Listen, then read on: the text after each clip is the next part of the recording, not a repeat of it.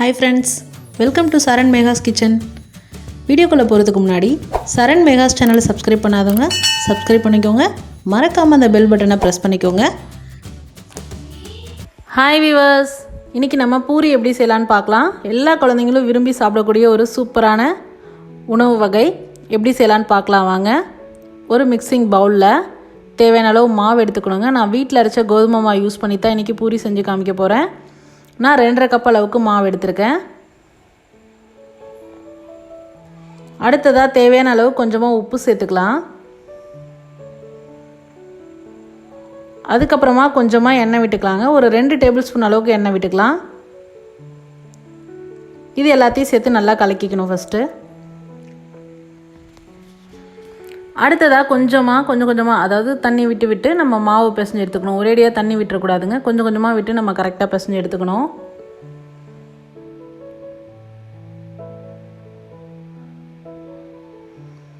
பாருங்கள், இந்த அளவுக்கு மாவு பிசைஞ்சு எடுத்தால் போதும்.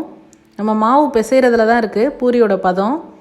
சப்பாத்தி அளவுக்கு ரொம்ப சாஃப்டாக மாவு பிசைய தேவையில்லை, கொஞ்சம் ஹார்டாக இருக்கணும். அதாவது டைட்டாக இருக்கணும், ஃப்ளெக்சிபிளாக இருக்கக்கூடாது. இப்போ பாருங்கள், மாவு நல்லா பிசைஞ்சதுக்கப்புறமா மேலே நம்ம எண்ணெய் அப்ளை பண்ணி ஒரு 1/2 அன் ஹவர் அதை அப்படியே ரெஸ்ட்டில் விட்டுறலாம். இப்போ பாருங்கள், 1/2 அன் ஹவர் கழித்து நான் உங்களுக்கு காமிச்சிருக்கேன். மாவு நல்லா ஊறி வந்திருக்கு. இதுக்கப்புறமா நம்ம மறுபடியும் இதை ஒரு மிக்ஸ் பண்ணிக்கலாம். ஏன்னா நம்ம மேலே எண்ணெய் அப்ளை பண்ணோம் இல்லையா, அதனால் இன்னொரு தடவை நல்லா பிசைஞ்சிக்கலாம். இப்போ நம்ம மாவு எல்லாமே ஈக்குவலாக பிரித்து எடுக்க போகிறோம்.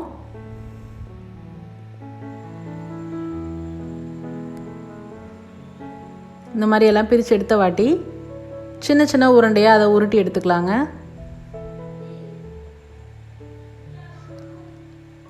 இப்போ பாருங்கள், இதே மாதிரி எல்லா மாவையும் நம்ம உருண்டையாக உருட்டி எடுத்துக்கிட்டோம் அப்படின்னா நம்ம தேய்ச்சி போடும் போது ஈஸியாக இருக்கும் நமக்கு.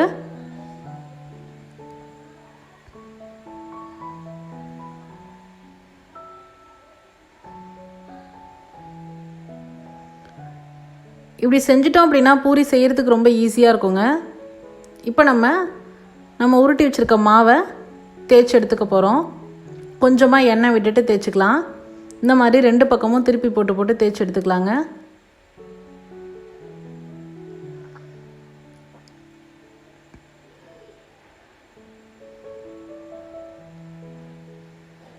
அவ்வளோதான், அழகாக தேய்ச்சாச்சு. திக்னஸ் பாருங்கள், இந்த அளவுக்கு இருந்தாவே கரெக்டாக இருக்கும்.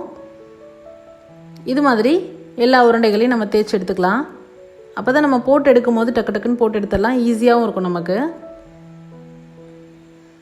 இந்த மாதிரி மாவெல்லாம் நம்ம கரெக்டாக பிரிக்கிறதுனால பூரி சைஸ் எல்லாமே ஈவனாக இருக்க மாதிரி இருக்குங்க. இப்போ அடுத்ததாக தேய்ச்சி வச்ச மாவை நம்ம எண்ணெயில் போட்டு எடுக்க போகிறோம். எண்ணெய் வந்து நல்லா சூடு பண்ணிக்கணும். எண்ணெய் நல்லா சூடாக இருக்கும் போது போட்டிங்க அப்படின்னா தான் பூரி நல்லா உப்பி வருங்க. இப்போ பாருங்கள், நம்ம போட்டோன்னே அழகாக பூரி வந்து உப்பி வந்திருக்கு. இது மாதிரி எல்லா பூரியும் போட்டு எடுத்துக்கலாம். இப்போ குட்டீஸ்க்கெல்லாம் விருப்பமான ஷேப்பில் கூட நம்ம பூரி செஞ்சு போடலாங்க. அது இன்றைக்கி நான் வந்து ரவுண்ட் ஷேப் மட்டும் உங்களுக்கு எப்படி பண்ணுறதுன்னு காமிச்சிருக்கேன். இந்த மாதிரி அதோடய எட்ஜஸ் வந்து நல்லா ஷார்ப்பாக இருக்கணும். நம்ம எதில் நம்ம கட் பண்ண போகிறோமோ அந்த எட்ஜஸ் வந்து ஷார்ப்பாக இருக்கணும். நான் வந்து இந்த மாதிரி ஒரு பவுல் எடுத்துட்டேன். அதோட எட்ஜ் பார்த்திங்கன்னா நல்லா ஷார்ப்பாக இருக்குது. அதனால் ரவுண்ட் ஷேப் நமக்கு எந்த ஷேப் வேணுமோ அந்த ஷேப்பில் நம்ம பண்ணிக்கலாம். இந்த மாதிரி கட் பண்ணி எடுத்துகிட்டு மீதி இருக்க மாவை எடுத்துடணும். இப்போ பாருங்கள், குட்டி குட்டியாக ரவுண்ட் சைஸில் பூரி ரெடி ஆயிடுச்சு.